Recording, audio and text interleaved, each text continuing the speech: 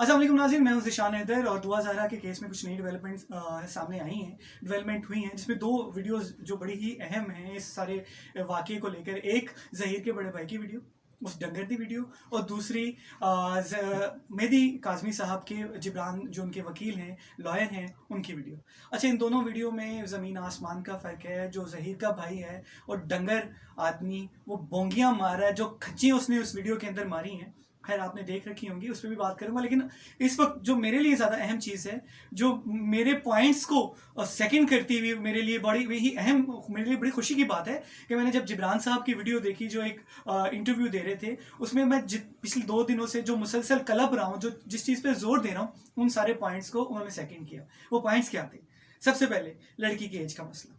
जनाब high court ने, मोअज़्ज़ज़ high court ने फैसला दिया लड़की के हक में कि 17 साल की लड़की है। एक रिपोर्ट के मुताबिक, एक मेडिकल रिपोर्ट के मुताबिक, जिसके मुताबिक लड़की को 17 साल करार दिया गया, वो मेडिकल रिपोर्ट जो है जिब्रान साहब ने सुप्रीम कोर्ट में चैलेंज की और वो मेडिकल रिपोर्ट फेक करार दी। उसकी एक बहुत बड़ी वजह है कि वो मेडिकल रिपोर्ट किसी भी अंशंड डॉक्टर ने, जो भी थे, मुझे उनका नहीं पता, वो सिर्फ एक डॉक्टर ने उस रिपोर्ट को साइन किया और बनाया, जो कि इंतहाई बेतुकी बात है। ऐसे मामलात के अंदर एक बोर्ड बैठता है जिसमें सीनियर प्रोफेसर हजरात मौजूद होते हैं, टीम फीमेल डॉक्टर्स मौजूद होती हैं। बच्ची का केस है, फीमेल डॉक्टर्स मौजूद होनी चाहिए, फीमेल डॉक्टर नहीं थी वहाँ पे। वहाँ अदालत की तरफ से एक टीम अपॉइंट की जाती है जो कि वहाँ नहीं थी। तो इस रिपोर्ट को किस बिटते के ऊपर कंसीडर किया गया और इस पर रिलीफ दे दिया गया, मैं माजरत के साथ बहुत कंफ्यूज हूँ। खैर, इसका फैसला होगा इंशाल्लाह, जल्द होगा। उस रिपोर्ट के मुताबिक अगर बच्ची 14 साल, 14.5 साल, 15 साल की हो जाती है तो माइनर बच्ची को, नाबालिग बच्ची को घर से भगाने वर्गलाने का केस, चाइल्ड मैरिज का केस, बच्ची के साथ ज्यादती का केस लगेगा इस उल्लू के पट्टे के ऊपर। बच्ची के साथ ज्यादती का केस लगेगा क्योंकि नाबालिग बच्ची के साथ रिलेशन में आने जो है बच्ची के साथ ज्यादती करने के मुताबिक है। और इस पे उस जनाब को माइनर अब्यूज का जो है, माइनर के साथ सेक्सुअल अब्यूज का इसके ऊपर पर्चा आएगा। अच्छा, मैं अभी पिछले दिनों एक वीडियो देख रहा था जिसमें एक मोहतरमा फरमा रही थी कि उन्होंने एक तौजीह पेश की कि बच्चे की एज जो है माँ के शिकम के अंदर से जब हड्डी बनती है, पहली हड्डी बनती है, दूसरी बनती है, तीसरी उन्होंने नहीं बताया, लेकिन हड्डियां जब डेवलप होती हैं तो तब से उसकी एज कंसीडर होनी शुरू हो जाती है।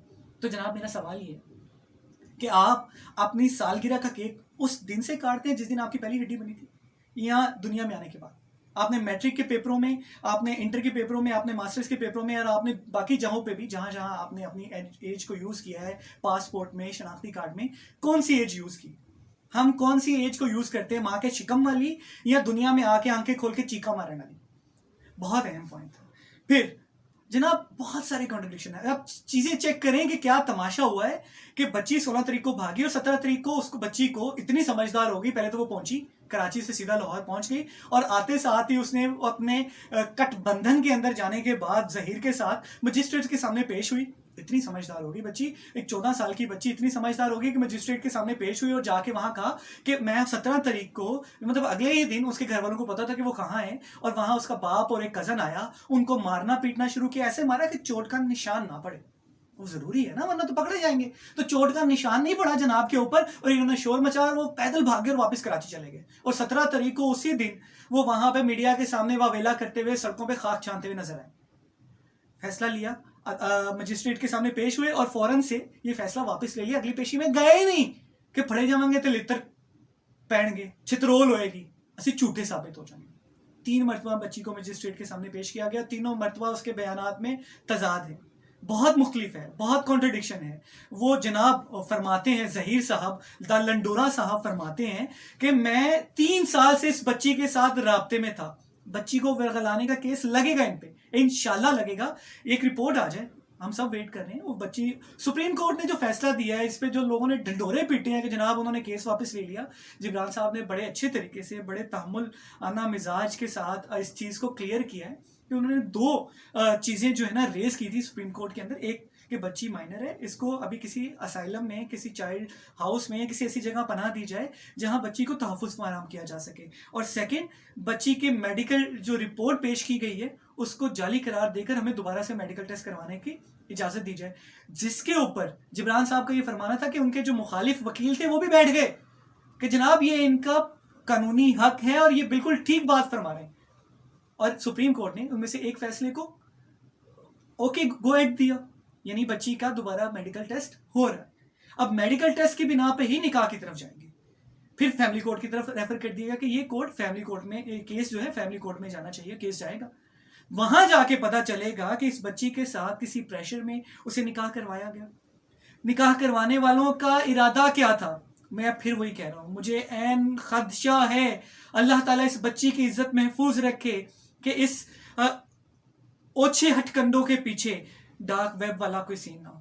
اس بچی کے آگے مستقبل کے لیے، اس بچی کی زندگی کے لیے اللہ تعالیٰ آسانیاں کرے.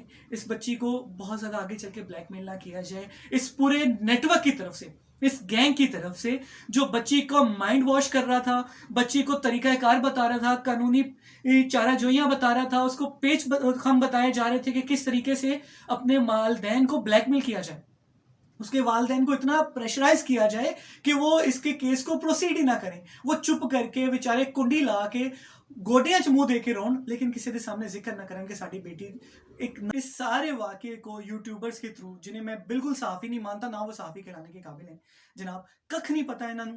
ماں بہن چاچا ماما تایا وہ گلی دے کسی کتے کو بھی انہوں کو گل پتہ لگتی ہے نا تو انہوں چلا دیندے ہیں. ان کے لیے جناب صرف سستی شہرت کے لیے اور بھوک کے لیے یہ سب کر رہے ہیں. خدارا اس چیز کی طرف توجہ دیں.